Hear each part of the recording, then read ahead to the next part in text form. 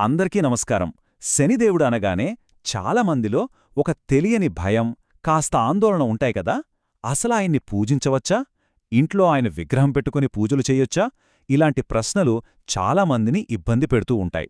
సరే, ఈరోజు మనం ఈ సందేహాలన్నింటికీ సమాధానాలు తెలుసుకుని శనిదేవుని పూజ వెనక ఉన్న అసలు వాస్తవాలేంటో వివరంగా చూద్దాం. కర్మ, న్యాయం, ఇంకా భయం. అవును, శనిదేవుడి పేరు వినగానే మనలో చాలామందికి గుర్తొచ్చేవి ఈ మూడు పదాలే. ఎందుకంటే ఆయన కర్మ ఫలదాత, న్యాయానికి ప్రతిరూపం. కాని ఆయన ఇచ్చే న్యాయాన్ని మనం సరిగ్గా అర్థం చేసుకోలేనప్పుడే ఆ న్యాయం కాస్త భయంగా మారిపోతుంది. మరి అసలు విషయంలోకి వస్తే ఇంత భయపడటానికి కారణమేంటి? శనిదేవుడు నిజంగా మనకు చెడు చేసే శత్రువా, లేక మనం ఆయన్ని అపార్థం చేసుకుంటున్నామా? ఈ విశ్లేషణలో ఈ ప్రశ్నకు సమాధానం వెతికే ప్రయత్నం చేద్దాం. ముందుగా శనిదేవుడు అంటే ఎవరు, ఆయన పాత్ర ఏంటి అనేదాన్ని సరిగ్గా అర్థం చేసుకుందాం. అప్పుడే మనకున్న అపోహలు చాలా వరకు తొలగిపోతాయి. ఇక్కడ మనం ఒక చాలా ముఖ్యమైన విషయం గుర్తుపెట్టుకోవాలి. మన శాస్త్రాలు ఏం చెప్తున్నాయంటే శనిదేవుడికి పక్షపాతం ఉండదు. ఫలానవాళ్లు మంచివాళ్లు, ఫలానవాళ్లు చెడ్డవాళ్లు అనే తేడా ఆయనకు లేదు.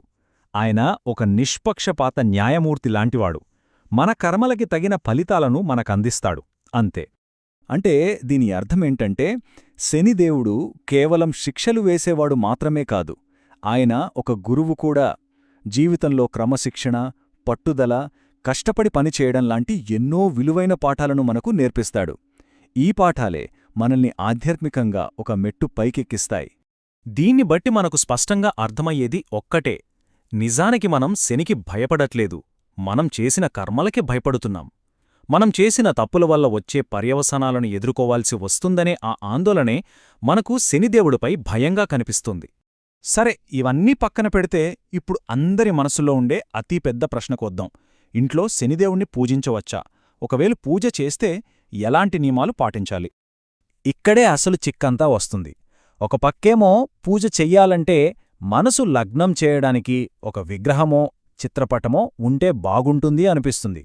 కాని మరోపక్క పురాణాలు, శాస్త్రాలు ఏం చెప్తున్నాయంటే శనిదేవుని తీక్ష్ణమైన చూపు నేరుగా ఇంటిమీద పడటం అంత మంచిది కాదని.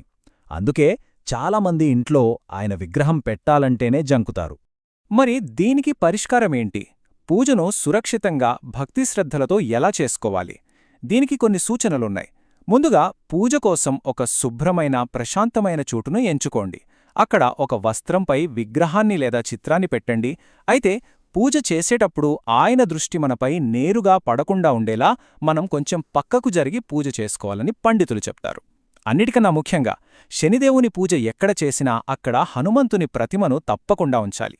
శనిదేవుని ప్రభావాల నుంచి రక్షణ పొందడానికి అత్యంత శక్తివంతమైన మార్గమేదైనా ఉందంటే అది హనుమంతుని ఆరాధనే.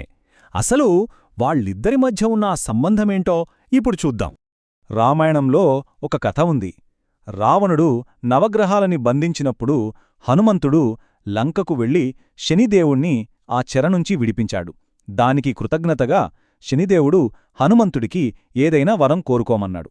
అప్పుడు హనుమంతుడు తనకోసం ఏమీ అడక్కుండా, నా భక్తులపై నీ కఠిన దృష్టి ఎప్పుడూ పడకూడదు, వారిని ఇబ్బంది పెట్టొద్దు అని కోరాడు. శనిదేవుడు ఆ మాటకు కట్టుబడి హనుమంతుని భక్తులకు అభయమిచ్చాడు. అందుకే అంటారు, శనిదోష నివారణకు హనుమాన్ చాలీసా పారాయణం చేయడం కన్నా ఉత్తమమైన పరిహారం లేదని. హనుమంతుడిపై మనకున్న భక్తి ఒక రక్షణ కవచంలా పనిచేసి మనల్ని అన్ని కష్టాల నుండి గట్టెక్కిస్తుంది. సరే, ఇప్పుడు శనిదేవుడి అనుగ్రహం సంపాదించడానికి ముఖ్యంగా శనివారం రోజున పాటించాల్సిన ముఖ్యమైన ఆచారాలు, నియమాలేంటో వివరంగా చూద్దాం. శని పూజలో మనం వాడే ప్రతి వస్తువుకీ ఒక ప్రత్యేకమైన అర్థం ఉంది. ఉదాహరణకి ఆవనూనె ప్రతికూల శక్తులను తొలగిస్తుంది, నల్ల నువ్వులేమో మన గతకర్మలను వదిలించుకోవడానికి ప్రతీక. అలాగే ఇనుము బలాన్ని సూచిస్తే నీలం, నలుపు రంగు పుమ్ములు శనిదేవుడికి ఎంతో ఇష్టమైనవి. ఈ వస్తువులను భక్తితో సమర్పించటం వల్ల మన పూజకు మరింత శక్తి వస్తుంది. ఇక శనివారం వ్రతం చేసేవాళ్లు కొన్ని నియమాలను తప్పకుండా పాటించాలి. ఉదయాన్నే లేవడం, స్నానం చేసి పూజ చేసుకోవడం, ఓం శం శనైశ్చరాయ నమః అనే మంత్రాన్ని, అలాగే హనుమాన్ చాలీసాని చదవడం చాలా ముఖ్యం. ముఖ్యంగా సాయంత్రం పూట దగ్గర్లోని రావి చెట్టు కింద ఆవనూనె దీపం వెలిగించడం, అలాగే పేదవాళ్లకు దానం చేయడం శనిదేవుణ్ణి ప్రసన్నం చేసుకోవడానికి ఇవి ఉత్తమమైన మార్గాలు. వ్రతం చేసేటప్పుడు చెయ్యాల్సిన పనులు ఎంత ముఖ్యమో, చెయ్యకూడని పనులు కూడా అంతే ముఖ్యం. ఆ రోజు మాంసాహారం, మద్యం లాంటి వాటికి దూరంగా ఉండాలి.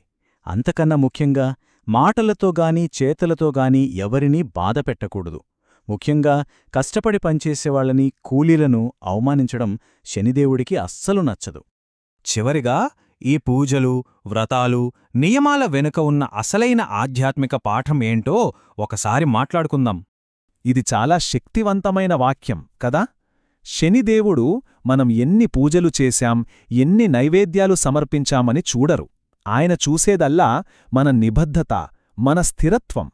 మనం మన పనులను ప్రతిరోజూ ఎంత క్రమశిక్షణతో, ఎంత నిజాయితీతో చేస్తున్నామనేదే ఆయనకు కావాల్సింది.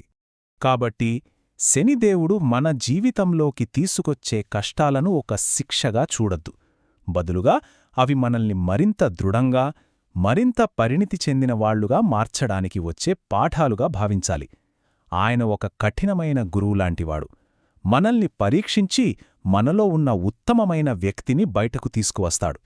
ఈ విశ్లేషణ ముగింపులో మిమ్మల్ని ఒక ప్రశ్నతో వదిలేస్తున్నాను. ఈ భయాలు, అపోహలని పక్కన పెట్టి ఒక్కసారి ఆలోచిస్తే శనిదేవుడు మన జీవితంలోకి తీసుకొచ్చే మార్పులను మనం ఎలా చూడాలి? ఆయన మనకిచ్చేది ఒక శిక్ష, లేక మన ఉన్నతికి అవసరమైన ఒక శిక్షణ? దీని గురించి ఒక్కసారి ఆలోచించండి.